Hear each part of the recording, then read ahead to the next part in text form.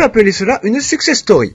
Mais dans les années 70, dans les rues du Bronx, le breakdance a su petit à petit gravir les échelons avant d'être enfin représenté aux Jeux Olympiques et Paralympiques de Paris 2024.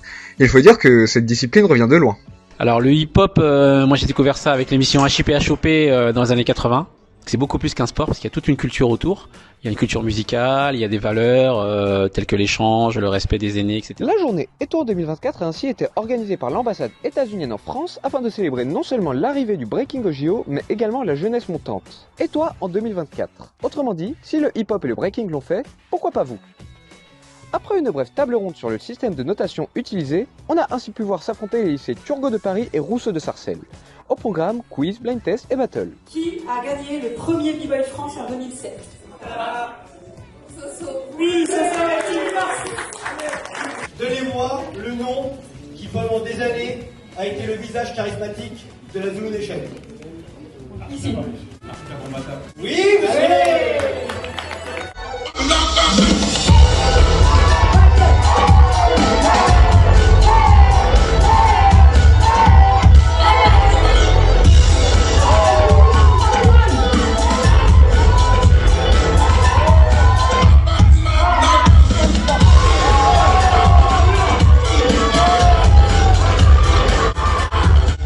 Au terme d'une farouche bataille, le lycée Rousseau finit par l'emporter.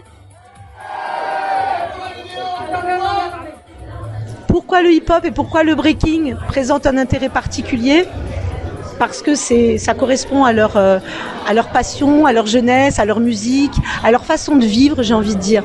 Parce qu'un crew, c'est une équipe. Et le hip-hop est peut-être encore plus que d'autres disciplines artistiques et sportives, une discipline de partage. Ils ont vraiment le souci de partager.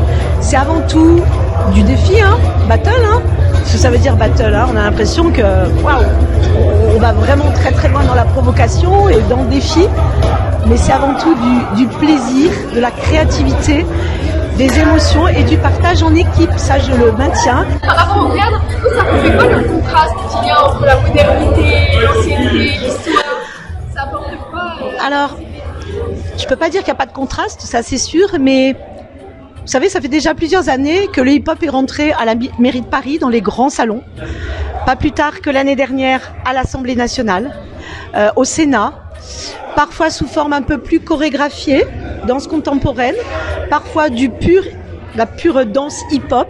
Quand j'étais enseignante de PS et que j'avais l'honneur d'être invitée dans Paris avec mes élèves, c'était leur dire: vous aussi, vous avez le droit de rentrer dans des monuments, dans des espaces qui ont une histoire, parce que c'est ça aussi, c'est de l'héritage. L'héritage, c'est pas que sportif, c'est aussi la culture.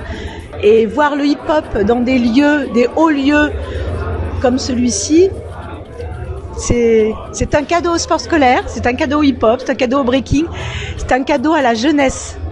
Ainsi, au vu de toutes ces caractéristiques, il est tout naturel d'énoncer que l'épreuve de breakdance présentera une particularité supplémentaire aux Jeux Olympiques. To you. Breaking is also about inclusion and accessibility. That is the reason there will be no separate Paralympic breakdancing competition in 2024. Whether athletes or para-athletes, all breakers, united in their love for the sport, will face each other on the same floor. We're very happy to have French and American breakdancers here in the Hôtel d'Aliran, which is a historic building for both Americans and for French.